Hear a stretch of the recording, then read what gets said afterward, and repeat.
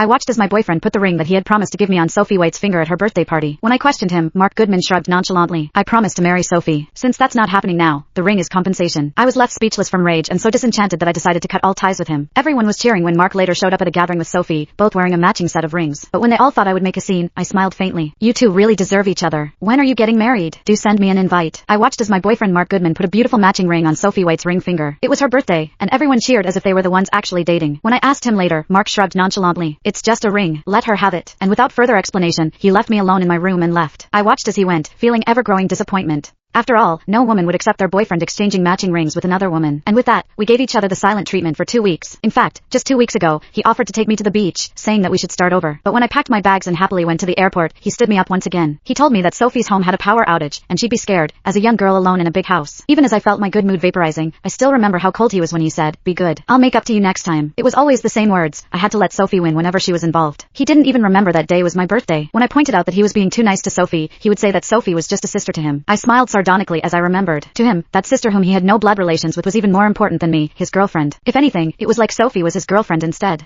And Mark knew how much I wanted a pair of matching rings that I would wear with him, that it was the symbol of our love. I would tell him that countless times, but he would respond half-heartedly. When he eventually reluctantly agreed to buy a pair, the ring ended up on Sophie's finger anyway. I gave him all the love I had, but nothing was ever given back. Even if I gave my heart to him, it was nothing compared to Sophie. I was arriving at a bus station when Mark called. I hesitated and eventually answered. After all, I still had hope. What if he wanted to apologize? However, all I got was him demanding coldly, "What's your problem, Lillian?" Sophie's crying and saying she wants to apologize. As he finished, Sophie's soft voice came from the other end, saying, "I'm so sorry, Lillian. I didn't know you'd get upset about the rings. I'll buy you dinner tomorrow and apologize properly, okay?" It wasn't easy for me to calm down, but now that calm vaporized because of Sophie. And when I didn't respond, Sophie started crying at Mark. What if Lillian doesn't forgive me? I really didn't mean to get between you two. I stayed silent as I rolled my eyes, just as Mark snatched the phone and snapped furiously. How long are you going to keep this up? Can't you be more understanding? Sophie is showing you plenty of respect by buying you dinner. You're coming no matter what happens. I took a deep breath and said, "I'm busy." With that, I hung up. The world was really more peaceful without Mark and Sophie hollering into my ears. They could do whatever they wanted to. I didn't have the time to waste playing their games. When I woke up the next day, Mark had already cooked breakfast and called me to the dining table like an affectionate husband. I couldn't help relenting, as it was the first time I was rewarded for sacrificing so much over the years. Mark came up to me, gently coaxing, "I get it. You've wanted matching rings for so long. But I'm yours anyway. Just let Sophie have this one. I'll buy us a pair next time." But he said that all the time, and he would always break the promise because of Sophie. As I stayed silent, he said, "Look, Sophie just wants an opportunity to apologize. You'll make things awkward for her if you don't go." I never held out much hope when it was something Sophie planned, but I agreed to go because I wanted Mark to stop bothering me. Sighing in relief, he said, "Now that's better. It's at 8 p.m. tomorrow. I'll be there too." It was pouring when I arrived exactly at 8, and I was soaked through. However, I waited until 10, but neither Mark nor Sophie showed up. I tried to call them, but no one answered no matter how many times I tried. I started to feel dizzy and placed a palm on my forehead. I had really caught a fever. Still, as I tried to call Mark again, if you want to read the full story, head over to my profile.